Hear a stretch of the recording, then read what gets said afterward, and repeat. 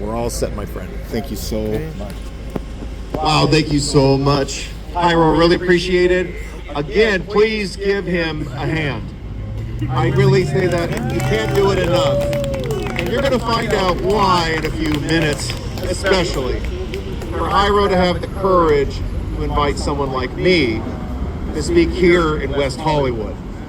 So let me try to build it up a little differently. My name is Arthur Schaffer. Everybody gets it wrong. It's okay, Hyro. It's spelled differently so it confuses people. Don't worry. I am the field director for MassResistance. Don't you like that name? MassResistance. We fight. We don't play along. We're not looking for compromise. What are we fighting for?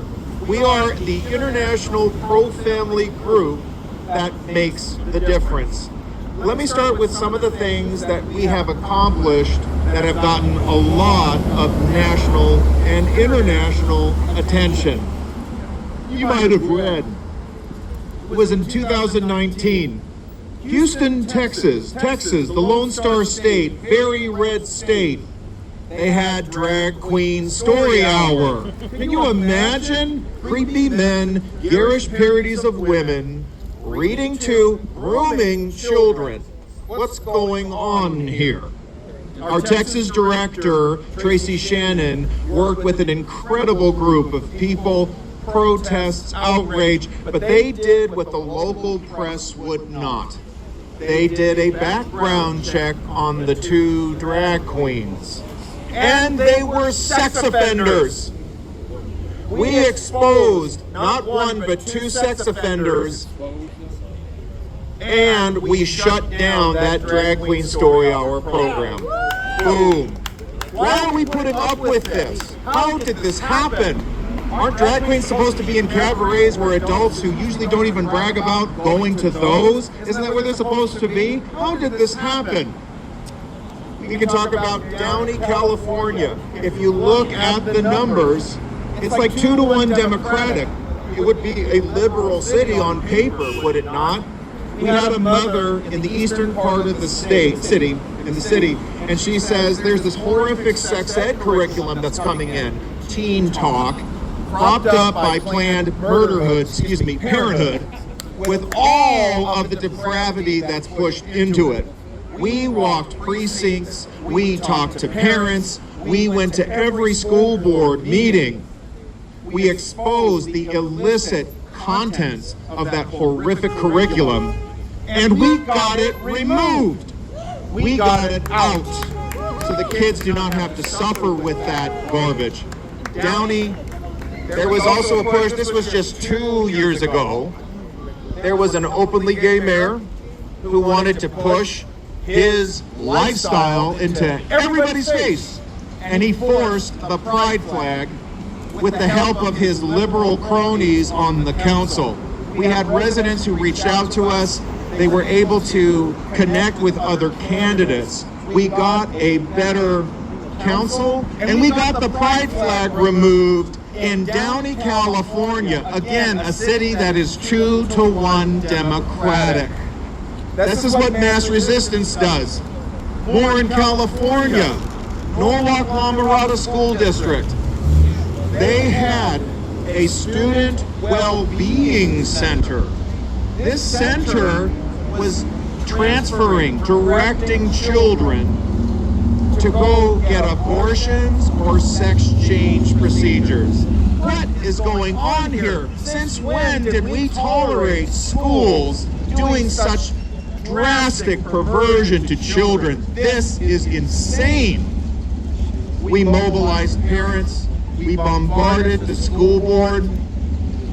We went door to door, and we got that well-being center shut down. We shut it down. There should never be something like that in a school. We also helped get some people elected. So, I've talked about Texas, I've talked about California.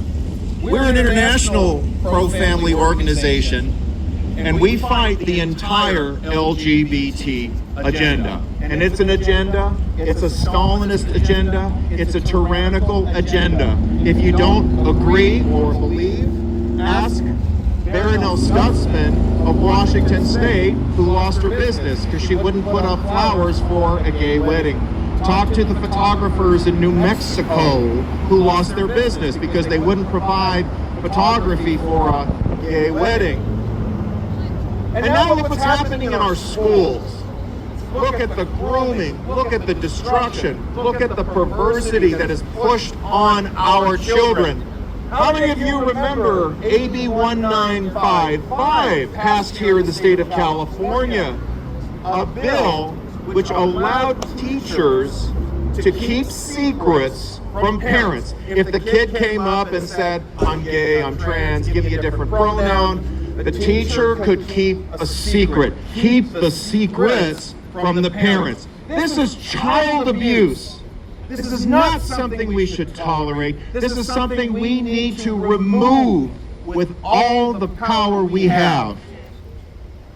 And we have been fighting the secrets, the grooming, the trash, the LGBT ideology pushed in the public schools as well as the public square.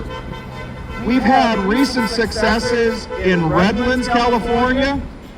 That is a district that has faced unprecedented hostilities because of widespread sexual abuse.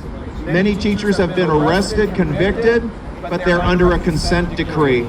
And they're being harassed by LGBT militants who have canceled, abused, doxxed parents and other citizens who want to protect their children from destruction. We have been helping those parents to fight back.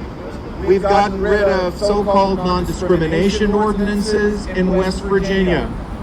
We have helped pro-family forces around the world, from Kyrgyzstan to the United Kingdom to Chile.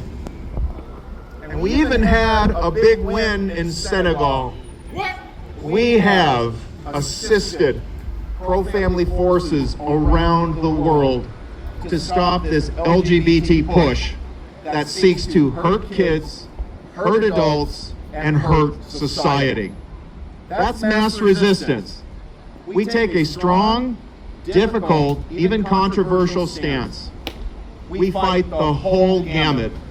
You have to stand for truth, and we do such a good job of it that, there are some groups that don't like us that much. Maybe you've heard of the Southern Poverty Law Center, a hate group from Alabama with a long history of defaming Christians, Jews, Muslims, immigrants. They tried to shut down educational opportunities for African American students, and they hate us too. Although it got to a point I was so worried, we've done a really good job pushing back on their defamation too, because that's part of what mass resistance is about. We want to help every one of you to fight this treachery, to fight this abuse in your communities. And we stand up to the local press. We stood up to national press. You cannot defame us. Saying the truth about homosexuality, telling the truth about transgenderism is not hate. You have no right to defame us. So many newspapers, they've even removed the defamation. Sometimes we've gotten a little scared. We've thought, well, if the SPLC isn't attacking us, maybe we're not doing our job very well. We've even thought about starting to pay dues so that they keep trashing us. But at any rate, we are committed to this fight. And we have to tell the truth. No one is born in the wrong body. No child, certainly, but no adult either. And we have to have the courage, and I get to say it right here in West Hollywood, no one is born gay. That is a lie from the pit of hell. It is a destruction, it is a trauma, it is an abuse. And you know what, I will say this, homosexuals are victims to the degree that, if you look at the statistics on this, many men and women too, they suffered abuse, neglect, confusion, molestation, or shame as children. And this is the stance that we stand on to be effective. There are many parents' rights groups, there are many pro-family groups, but they're not effective because they don't tell the truth. If you don't tell the truth, you can't win the fight. Ronald Reagan told the truth about communism. that it belongs in the ash heap of history.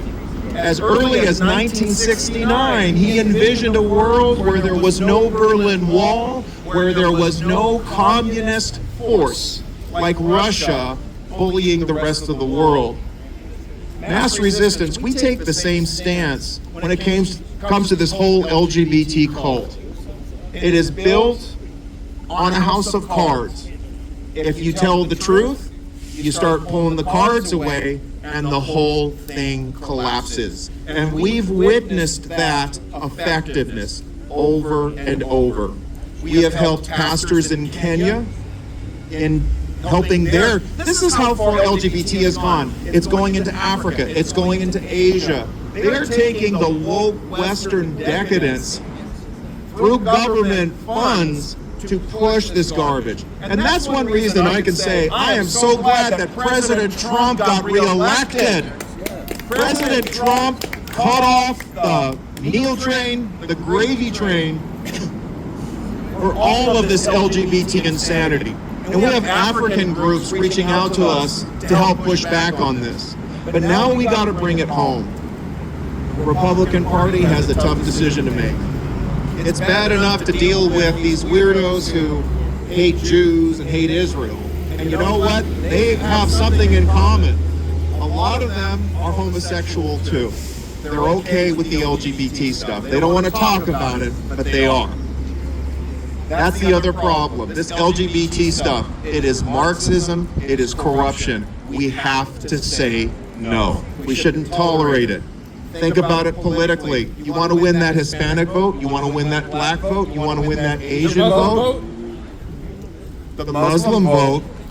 You're not going to win it with a pride parade. You're not going to win it with, it's okay for a teacher to tell your son that he's actually a daughter. Or that you can put your kid in a gay club. By the way, I didn't even mention that. We've shut down gay clubs on these high schools. That is the epitome of evil. That you have these creepy adults coming on campuses, taking advantage of troubled youth to harm their minds and identity. As I wrap up today, I want to say thank you again, Hyro, for having the courage to have me make the case in a place like this to stand for truth. I have clipboards, I'll be passing them around. If you want to get involved, if you want to be part of the mass resistance, meet with me and sign up. I want to thank you again for having me, and have a great rest of your day. Thank you. Thank you. So you guys want to find out